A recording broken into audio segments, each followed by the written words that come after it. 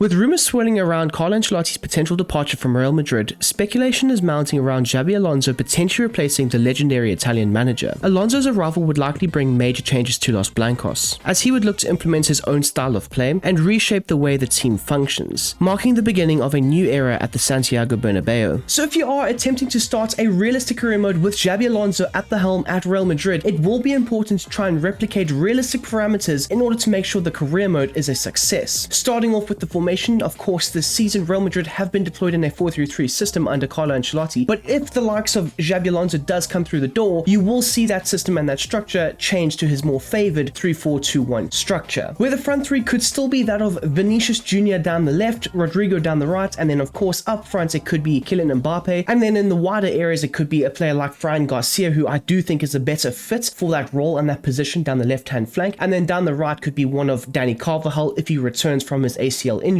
or potentially Lucas Vasquez, but we will talk about possible signings that Real Madrid could make that would definitely suit the system. For the two central midfielders, I think Jude Bellingham as well as Valverde would be the best possible fit for the role that Xabi Alonso would require from his side, but then you could supplement that with a Tchouaméni or possibly a Camavinga coming in, and then let's not forget the other players that they do possess, Dani Ceballos being one of them, and possibly Luka Modric. If he does stay another year, he could possibly also fill in those central areas. Florentino Perez has constructed the current Real Madrid side to compete with a back four, but with Xabi Alonso walking through the door, it means that that back four will be shifted to a back three, and you will need more centre backs going forward. Now, the three best centre backs at Real Madrid that could fulfill the back three role that Xabi Alonso would want and require is David Alaba, Rudiger, and Militao, and both Alaba as well as Militao have sustained massive injuries to their lower bodies, so maybe looking to bring one or two extra players in, possibly from the Premier League. We will talk about that soon enough. That might be the best way going forward in order to try and make sure that Xabi Alonso has all the tools required to make sure that Real Madrid are competing for the very best honours in club football. So we are going to take a look at Real Madrid's squad and decide whether certain players fit into Xabi Alonso's style of play and which players might be finding their way out the door come the summer. Now we'll start off with the goalkeeping department. Now this is one area of the squad that I don't think Alonso needs to change too much. You've got an amazing goalkeeper, world-class goalkeeper in Thibaut Courtois, and then you've got an elite backup in Andre Lunin, two goalkeepers that would fit the style of play, that can definitely play out from the back, and that is something that is very important and integral to the overall style of play that Xabi Alonso will be looking to implement at Real Madrid. Now the left back department slash left midfield area is a bit iffy. They were linked with a move for Alphonso Davies, who would be absolutely fantastic for a system like this, but Ferland Mendy is set to extend, if I'm not mistaken, with Real Madrid for a further few extra years, but in my personal opinion, I do think that Fran Garcia possesses all the key attributes needed to be a successful left wing back slash left midfielder in the system. He's got the pace to get forward, he's got the ability to whip in crosses from that left hand space, but he's also got the recovery pace to be able to track back and help defend the wider left channel. Now, as I've already mentioned, Real Madrid currently possess three fantastic centre backs that could definitely start in a Xabi Alonso system, but neglecting just the injuries, you can't have just three centre backs. You need more than that. You need two or three extra options off the bench possibly. Now in my opinion, Alaba, Rudiger, and Militao would be the favoured starting trio at the back. Now in terms of the current squad that they have, Raul Asensio does have a future. Whenever I've seen him, which has been a handful of times, I do think that he could definitely fit into a back three, maybe as that middle centre back or as a possible right-sided centre back, but you would need at least one or two extra bodies walking through the door in the summer. Onto the right backs, and you've got Dani Carvajal, who is out injured currently with an ACL, and then you've got Lucas Vasquez, which a lot of Real Madrid fans do have issues with because defensively he's not that good. But I have news for you: in a back three slash back five hybrid system like Xabi Alonso would most likely look to employ, Vasquez's defensive issues and frailties wouldn't be that big of a glaring error, so he could definitely fit into the system alongside Dani Carvajal. But with the injury issues that Carvajal has sustained, I mean, an ACL at the age of 32 isn't the best. You might see Dani Carvajal drop off quite a bit, and therefore looking to reinvest in that area of the pitch. Possibly a man from Liverpool could do so. I do think that that is the best way going forward. And then we've got the midfield. Now I am going to just chuck Tchouaméni into that midfield as the central midfield, even though he is a defensive midfielder, but you've got fantastic options. Now in my opinion, I think Luka Modric will be retiring at the end of the season, and therefore the number 10 shirt would probably go to Mbappe, but you would have Tchouaméni, Ceballos, Valverde, Camavinga, and then I'm not including Brahim Diaz just yet, but you would have Bellingham as your central options. Maybe you could bring in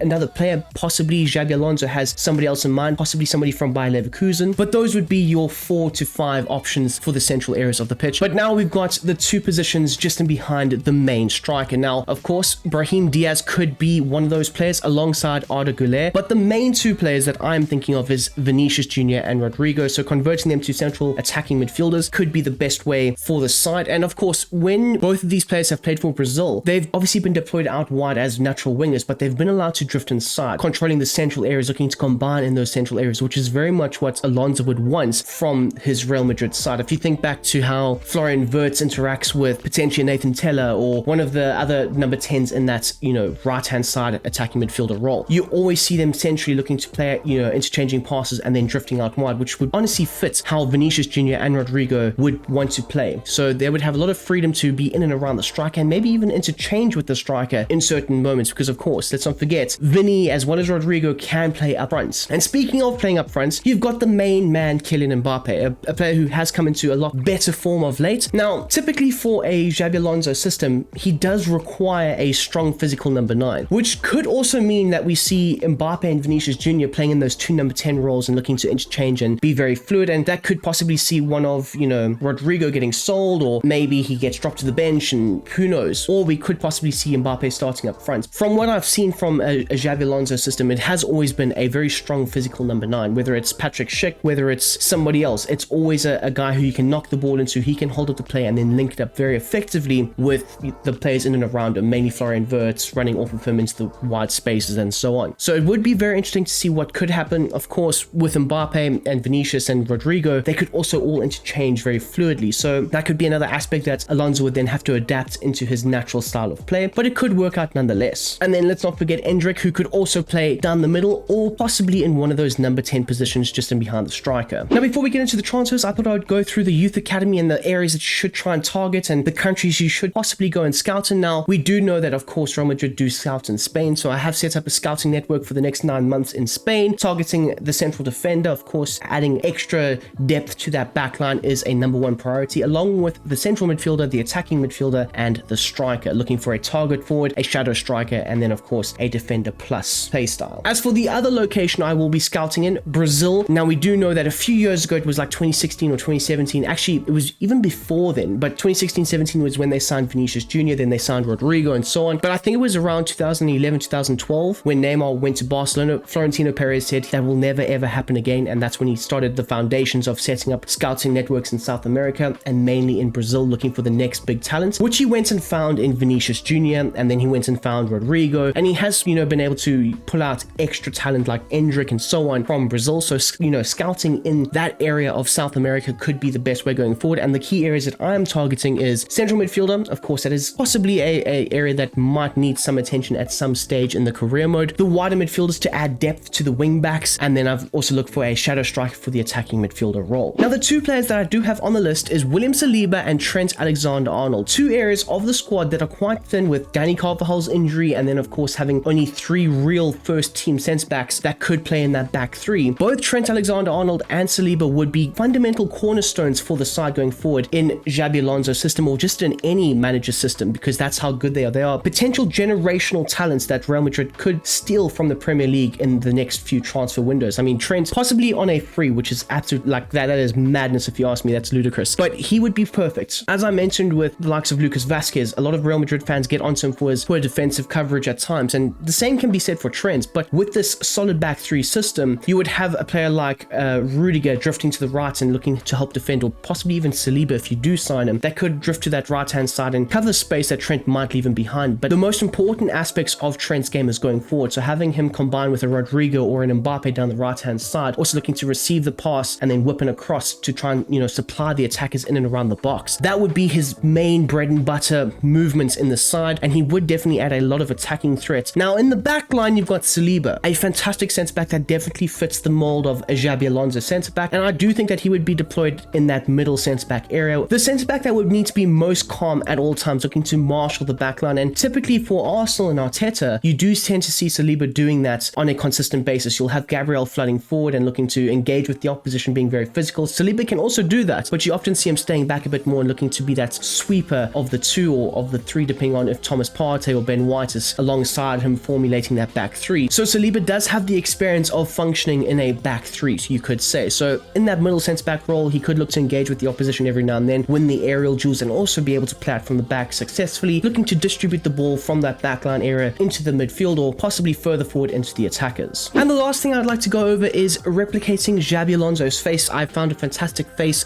model or face video that you could go ahead and replicate for your game. I'm sure most of you know who Pal Faces is. He's quite famous on YouTube for making, faces that are not currently in the game. So I will put the link for his video down below in the description. Go ahead and check it out. But honestly, it's a great Xabi Alonso face, and hopefully in the near future we will be able to get his face in FC25, possibly for Bayer Leverkusen, although I'm not too sure what the parameters are for the contracts and the image rights and all that stuff. But maybe we might be able to get his face in the game. But for the time being, at least, his face right here is not too bad if you ask me. And there you have it, people. That is how I would start a realistic Xabi Alonso Real Madrid career mode for FC25. Of course, there are rumors swirling that Carlo Ancelotti might be leaving. I know he has also come out and said he's staying until 2029, maybe, possibly, potentially, but Florentino Perez always has plan A, B, C, D, E, F, G, H, so on, so on, so on. So whether it's this season, next season, I just feel like Xabi Alonso is destined to become the next Real Madrid manager. So especially if he continues his upward trajectory with the success that he's had so far with Bayer Leverkusen, that could definitely be a factor. And I mean, even if he isn't, I still see Trent going to Real Madrid. I still see possibly Saliba going to Real Madrid. If he's wanting to be ambitious with his career and win trophies, he's going to leave Arsenal and he's going to go to Spain and play in Spain and link up with the best players in the world. Like, by staying at Arsenal, you might win 1 or 2 trophies there, but by going to Real Madrid, you might win multiple Champions Leagues, multiple La Liga titles, so on, so on, and so on. So yes, anyways,